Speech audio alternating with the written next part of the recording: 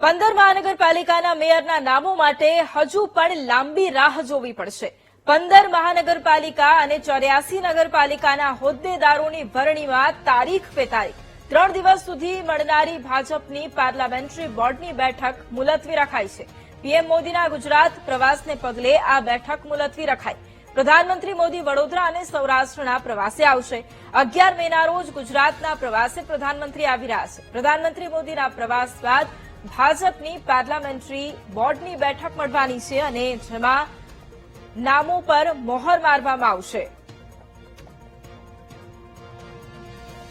તો 15 મહાનગરપાલિકાના મેયરના નામો માટે હજુ પણ લોકોને રાહ જોવી પડશે અને 84 નગરપાલિકાના હોદ્દેદારોની વરણી માટે પણ હવે રાહ જોવી પડશે, કારણ કે 3 દિવસીય ભાજપની પાર્લામેન્ટરી બોર્ડની બેઠકનું જે આયોજન કરાયું હતું તેને હાલ પૂરતી મુલતવી રખાઈ છે. અને આજ મુદ્દે સંવાદદાતા મેહુલ ફોન લાઈન પર છે.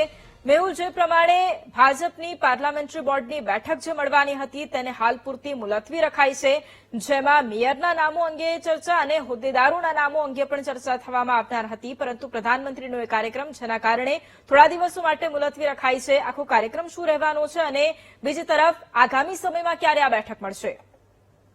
વાત કરવામાં આવે તો પીએમ મોદીનો ગુજરાત પ્રવાસ જે છે એક દિવસનો, આ પ્રવાસના કારણે આ બેઠક મુલતવી રખાઈ છે. ખાસ સૌરાષ્ટ્ર ઝોનની જે બેઠકો છે તે બેઠકો જે જિલ્લા પંચાયતો મહાનગરપાલિકાઓ માટે આ મુલતવી રાખવામાં આવ્યું છે. મુખ્યત્વે કારણ પીએમ મોદીના ગુજરાત પ્રવાસની તૈયારીઓ સંદર્ભે ધારાસભ્યોને અને સ્થાનિક આગેવાનોને જે જવાબદારીઓ સોંપવામાં આવી છે તેના કારણે આ મુલતવી રાખવામાં આવી છે. પીએમ મોદીના ગુજરાત પ્રવાસ પૂર્ણ થયેથી ફરીથી 2 દિવસ આ બેઠક જે છે તે મળશે.